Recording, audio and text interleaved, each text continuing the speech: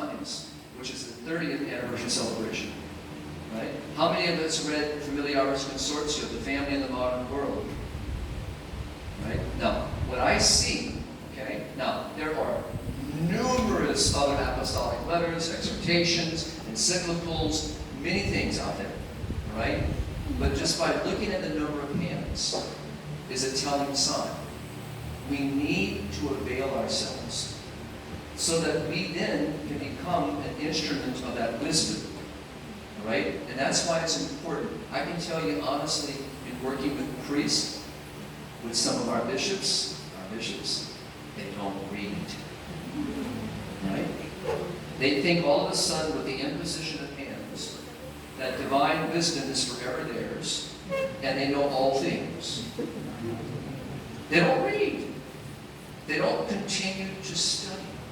They don't take time. But you ask them a question, like a priest in the United States I'm thinking of right now, he could tell me every football player playing in the NFL.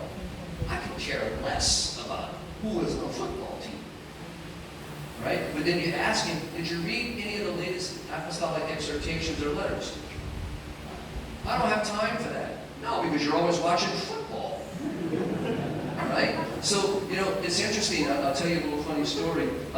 Anyone has a book I can use? Yeah, why don't you just do that? Thank you very much. Can you hold it for me? You're going to be my microphone stand because you always serve what is good. So, I want you to think, Cardinal Vidal. I think I told you that story earlier, but I want you to think about that for a moment, okay? So, with respect, how many of our priests would be in the same situation today? If the bishop really did what the bishop is supposed to do, because the primary work of a bishop really are his priest. That's his primary work. Is if he assures that the priest and the religious are living in accord with their vocation, then other things fall into place. But if I went to most rectories today, most presbyteries, and went in there and said, okay, Father, can I bring me your breviary, please? And you only have 30 seconds to bring it to me.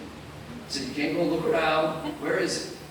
I bet I would hear you know, and how many of them would come out with markers all over the place because they're not praying.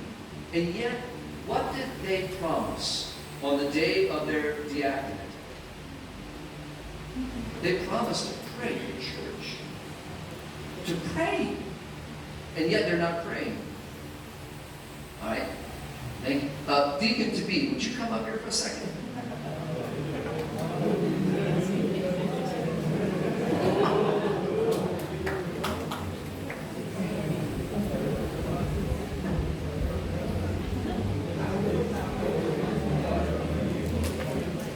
And because every young man, just like every religious sister who's preparing for vows or for ordination, but in this case for ordination, I know that you're so excited. You probably have already been looking inside of magazines or something. I like that vestment. I like this chalice. This here. I like it in a casket. I know it all. Been there. All right. So understand. Now, but let's look at something that's going to happen during the ordination rite. Because by this time, I know that you already are familiar with the ordination rite. That'll happen. All right? And in this case, I'm going to make reference to the ordination rite that, you know, in the sense of what happens when a man is being ordained. There is a particular part within the ordination rite of a deacon, and especially with an ormisardo, within that ordinary, and so think what happens here. So he comes up at this particular stage. Would you play the bishop for me, please?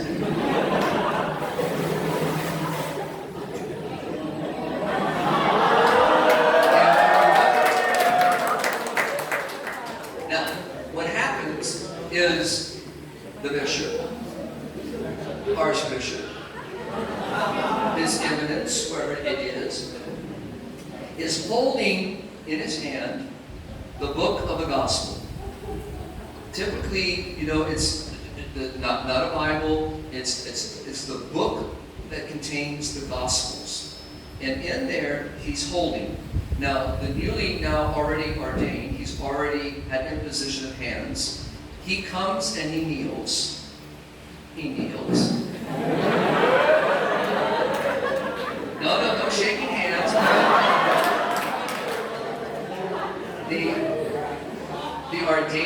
bishop holding the book of the Gospels in his own hands. He does not release it. The deacon holds the book of the Gospel with the bishop. The bishop then says to, let's see, I want to see if the deacon-to-be is familiar with the ordination rite in a way. So I'm not going to put you on the spot completely. Do you remember what actually the bishop says in that moment? The bishop says to the newly ordained, receive the book of the Gospel. Why? First of all, so the prayer of the church is very powerful. Receive. In other words, he's not the authority. He doesn't create the gospel. He doesn't make it up. He receives. So he is being entrusted. Oh, by the way, this is going to be recorded now and sent on YouTube apparently. It'll be on Facebook tomorrow.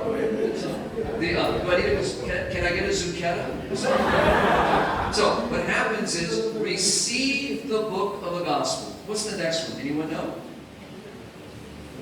Receive the book of the gospel. Believe what you read. So believe. So now, again, it's the bishop. Very important. He is, all right, the shepherd of the local church. He is the one who governs and sanctifies and teaches in the name of Christ in all of its fullness in this community. Now, he is entrusting to this man, now ordained deacon, a sharing in his role and responsibility, and saying to him, receive the book of the gospel. Believe what you read. So believe it. Teach what you believe. Practice what you preach.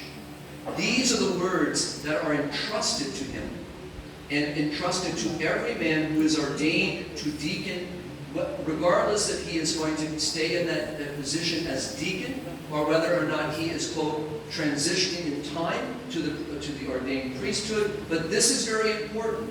Receive, believe, teach, and practice. But we can say that in every Christian life. But in this case, this man is now ordained to share in this authority that is entrusted to him. All right? So thank you, good deacon. Now, we're going to turn the roll around for a moment. Okay? Stay what you said, right where you are for a moment. Father, would you come up, please? Deacon, would you stand to be right there for me, please? All right. Over here. And now, Father, we're going to pretend that you're still a deacon for the moment. Okay? You're going to come to this side. Father, could we turn this chair around? Thank you. Now, we're not going to make the bishop sit, kneel. We're going to let him sit for a moment. Would you, would you do me a favor? We're going to pretend that the man that now sits before us has now been ordained, consecrated bishop. Within the rite of the consecration, the episcopal ordination of a bishop, there is another ritual that's very important. Deacon, would you hold that for me? Now, in this case, normally, it's two deacons. Now, normally, the man that has now been ordained, consecrated bishop, is kneeling before the consecrator and the two co-consecrators. Normally, he's kneeling. And what happens is the book of the gospel is tented over him. And he pledges again, now as deacon, priest, and now as bishop, holding the fullness of the authority and of the sacrament of holy orders. Under the book of the Gospels, the church prays again. And he recommits himself to receiving, to believing, to teaching, to practicing. Now the prayer is very different, but you can see how the connections occur. So, but I can take this all the way back to baptism. I can take it all the way back to the anointings, to the placing of salt on the tongue, all to the various aspects of the candle and the whole garment. All of this language is still here. All of it's here because this man received grace in baptism, life, and now he is now continuing that service to Christ in a new manner, and this now becomes a reality. So my point being, thank you very much. Well, congratulations on your ordination. Sorry to have demoted you for a few moments, Father. But this is something for you and for me to really think about. And so we can do this of every Christian. We can speak of this for the ordination. We can speak of this in the perpetual and solemn vows of the religious. All of this is powerful. So when a man lays flat on the ground and prostrates himself in the ordination rite, our religious sister does the same thing in the shape of a cross, depending on what community she may be in and how those vows are expressed. These things all are external signs of something deep. Why don't we do that for our families? The family is the same thing. So what does that ring that a husband and wife wear? What does it mean? Right? When they lay with each other in a moment of intimate love, what does that mean? When they say yes to life and they welcome a new child, what does that mean? Is it any less or any greater than any of the other things we've just been expressing? No. It's living that vocation. It's witness to Christ. So my challenge to us is we have to find a way to engage our families and to help them to live the full beauty of their life in Christ. To help them to see, as a husband, how to treat their wife. A wife, how to love and treat your husband. As a husband and wife, how to love and treat your children. And how to shape them and to motivate them. Yesterday, and I'll say this, Father, keep me praise on time, because I'm not sure what our schedule is perfectly, so you're going to keep me praise, please, is that one of the young men came up to me as everyone was leaving, and he said to me very beautifully, Father, please pray for me. I want to do God's will in my life. Matter of fact, he says, many of us talk about this, and I know that they would be embarrassed if we would have stood up and talked about it. But he says we do in our friendships, because we want to be the men or the women that God wants us to be. But it's difficult because so much pressure is being put on us. And even in our schools, we hear so many things that are different than what you said today. We are being influenced in so many ways. We need help. That was something quite beautiful, but it tells me also of where the need is. Even among, and that's what's so beautiful, so many of you are working so beautifully with our families and with our young ones. Please keep it up. You're making a powerful impact. Don't think that you're not. All right? Mother Teresa of Calcutta used to say, don't worry about being successful. We want to be successful. We work to do the right thing. Let God worry about the success. We just need to be faithful. Do your work. Now, it's very interesting. Mother Teresa also, in a moment, she was meeting with her sisters. Now, this happened, and often every year, as she would meet with the various sisters. In this particular area in Europe, the sisters were struggling because they were not being given support from local priests, the bishops, and they were feeling very, very disheartened by what they were experiencing.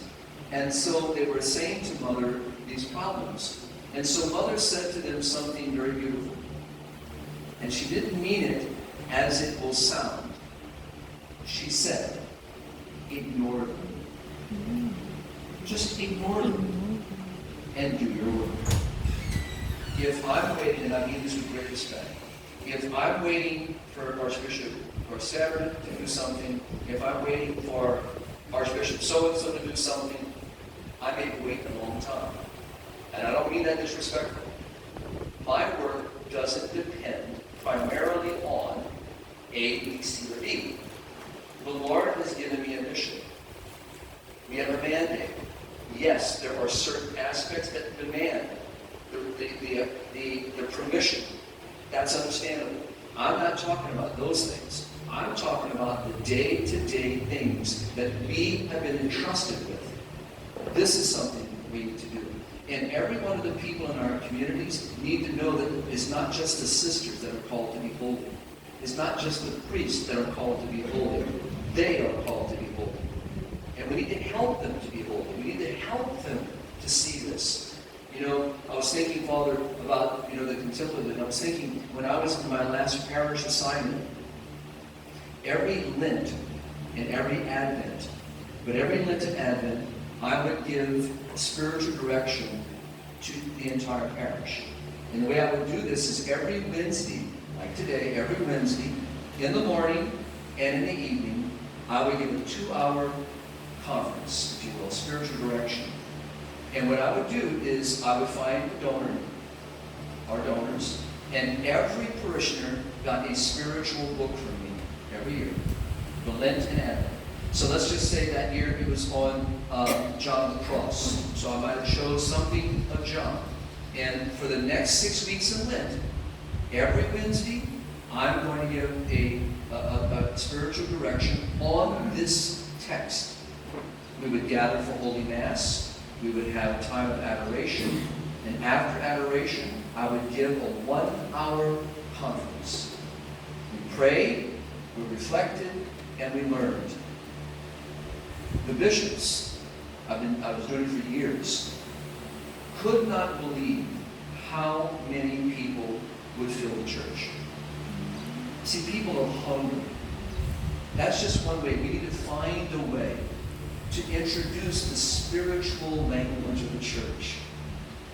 When you enter my grandmother's homes, they looked more like a church than some of the churches. When you came into their homes, I've been in some rectories. I was recently in Rome, staying at a religious congregation of men's residents. There was no cross anywhere in this building. Nowhere to be found. Because they cater to tourists who are not Christian in many cases. Wait a minute. Aren't you? That's the first and last time I'm staying there. Right? So the reality is, this is shameful behavior. So we need to introduce. So I have been in some rectories that I'd be far to believe that this is a home where a bishop or a priest lives. There's no religious art. There's no religious anything around here. But they got beautiful art, all secular art. And yet I've been in some lay people's homes that are decorated from corner to corner with religious art. It makes me think of the gospel.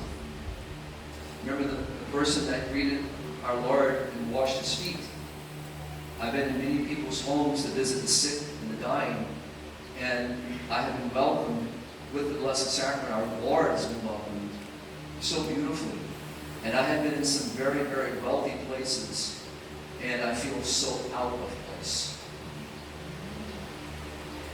So we need to really find a way to open the hearts of our people to see God's plan. To see God's plan. Okay? That makes sense? So let's open it up right now to some conversation. So that way you can ask some questions, make an observation, and we can talk a little while. Okay? And then if the Lord so permits, we'll come back and spend some time and really take some of the subjects apart and deal with them a little more intimately. Okay? So any comments, questions, observations, disagreements? I gave a prophecy that there may be a bishop in here.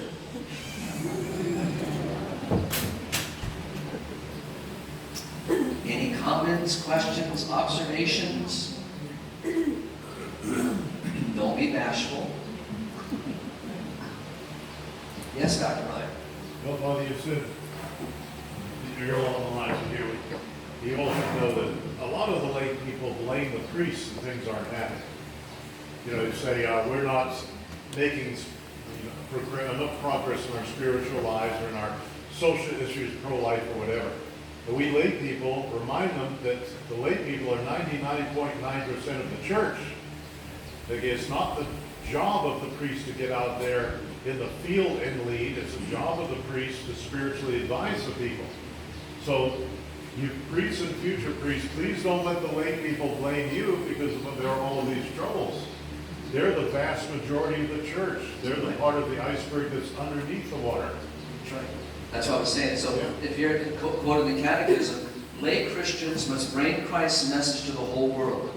So if our Madam President is truly living her Christian identity, then she will find a way to integrate that, as she is called to, in her governance, in her ability to govern.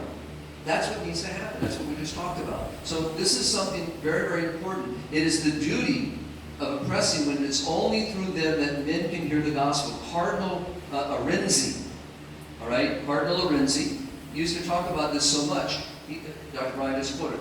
How many priests and religious are in the world? I'm not asking you to answer me, right? When you look at the church at 1.2, 1.3 billion, how much of that population are religious and priests? It's a very small percentage. The lay faithful make up the dominant number. So tell me, who has the greater power to transform the culture around them? The lay faithful. So we need to be help to them, to teach them and to help them. So that's the point that was just made, which is a very, very important point. Yes? And one other thing I like to say to the priests and the seminarians, that you're going to get people during your priestly life who are saying, you're a celibate, or you, sister, you're a celibate. What do you know about sex and marriage? So I usually tell a person, let's talk about cars. And what's cars got to do with this? And let's say you're a young attorney and you're always looking forward to piling up enough money to be able to buy this beautiful new Mercedes, top of the line. And you finally purchase this Mercedes, and of course, a Mercedes, I found out, in order to have the warranty remain valid, you have to take it in for complete service every 6,000 miles or 10,000 kilometers. And you have this poor guy here who probably only makes 10% of what you do, and he's an expert on this Mercedes. But you being the driver of the Mercedes, what do you know? Not a whole lot. The same thing for the priest. The priest is not married, the priest is celibate, but if he's been a priest for just a few years, he's counseled thousands of couples to prepare for marriage and also when there are troubles in the marriage. And that priest has forgotten more about marriage than any married person will ever know. So don't let them intimidate you with this. You're a marriage counselor, you know this stuff. And this is often what I get from the seminarians. How are we supposed to speak about this? And as Father said before, if you get the family right, you're going to get everything else falling into place. And if you get the sexuality right, the family is going to be all right. So that's the core of what we do, and we find that problems with sexuality, not following the natural law of what the church teaches, tends to be the core of most of the problems of marriage. It's interesting, as I was thinking, and even though John Vianney was the patron saint of priests, we can take priest out and we can talk about, the lay faithful, we can talk about consecrated men and women, but particularly the priest. This is something I have in my breviary, and I pray with it, and it makes me really contemplate. It says the priest is not a priest for himself. He doesn't give himself absolution. He does not administer the sacraments to himself. He is not for himself. He is for you, the people of God. After God, the priest is everything. Leave a parish 20 years without a priest or without priests, they will worship beasts. Wonder why there's a problem today in our cultures? Because we're not being shepherded. Our priests are not teaching. All right? Most people can tell you what the joke was he told, but they'll never remember anything else he said. Why? Because he's not really caring for his people in the way he should. They will work. If the missionary father and I go away, you would say, what can we do to this church? There is no Mass. Our Lord is no longer there. We may as well pray at home. Many people say that today. I don't need to go to church. I don't need the sacraments. I can pray just as well here as I can anywhere else. Right? When people wish to destroy religion, they begin by attacking the priest. Because where there is no longer any priest, there is no sacrifice. And where there is no longer any priest, there is no religion. Now, I'll show you this too. This is John Vianney. This is the one, along with that other, that I keep inside my breviary. This is what scares me. Oh, how great is the priest. Now, I'm not going to read the whole thing. I'm going to read the bottom part. Who will prepare that soul before God, bathing it one last time in the blood of Jesus Christ? He's talking about the sacraments, the priest. And if the soul should happen to die as a result of sin, who will raise it up? He's talking about the confession. Who will restore its calm and peace? Again, the priest. After God, the priest, only in heaven will the priest fully realize who he is. So we're not speaking of a functionary here. We're speaking of one who is ministering in the name of our Lord Jesus Christ, who is leading and helping a soul to know the salvific gift of God. So it's not about building buildings.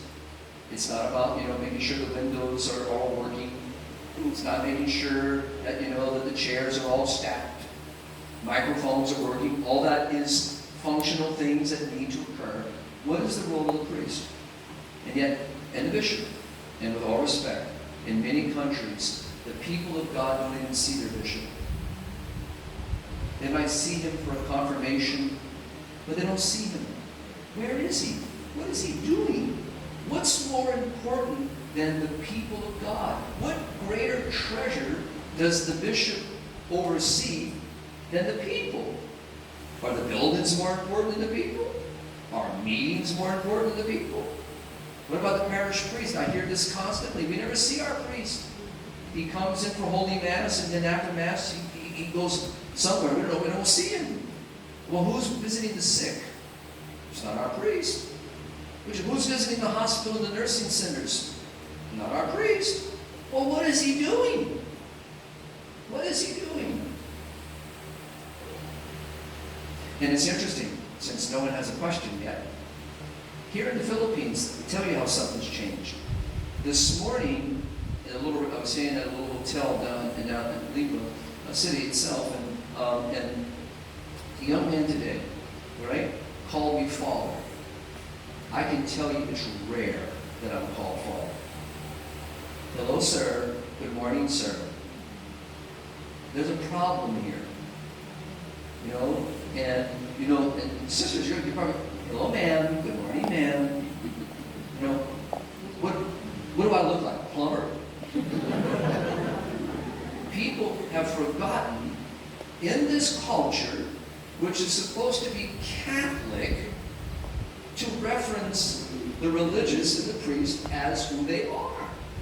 There's a problem here. Now, if you talk to them a little bit, it'll happen. But initially, I am stared at so often walking around. You know why? Why? Priests don't wear clerics here. They think Brian is a priest. And I'm serious. They think he's a little girl at Our Lady of Guadalupe de Cebu. She comes in, she sees me sitting in the chair, in the window. She goes to him first and asks for a blessing. She thinks he's the priest. She's 2 years old. There's something wrong with this. And it's absolutely true because I meet the priests. They're not dressed this way. If they're not dressed in a cassock, in a white, which is beautiful, it's fine. It's a normal garb of a priest. All right? But the idea here, what am I? Am I the local plumber, the doctor? Am I paving roads? What am I? I wear this for my health. There's something wrong. And it's interesting. In many countries, the seminarians dress more like the priests. And the priests dress like the seminarians. Africa, we see the same thing. There's a problem. Latin America, another major issue. What is it? I can tell you. Archbishop Arguelles said something to me one time to us. He said, in here, when he was the archbishop, he mandated the priests wear clerics. Now, I know he had a fight in his hands. Not all, but if he came across a priest that was not the clerics, he said he would wear, what are you doing? Are you out jogging? Are you playing sports? Why aren't you dressed? And he said something that's very true, and it's a large brush. Doesn't apply to everyone. But why are you afraid to be identified as a priest? What are you doing? You know how many confessions I hear in airports? How many confessions I've heard in planes? In an airplane, Dr. Brian was resting, and we were on our way to Africa, on our way into London to connect to a flight. It was a nighttime flight, so I was resting. I don't sleep on planes. It's rare that I can really sleep. But there was a death on the plane.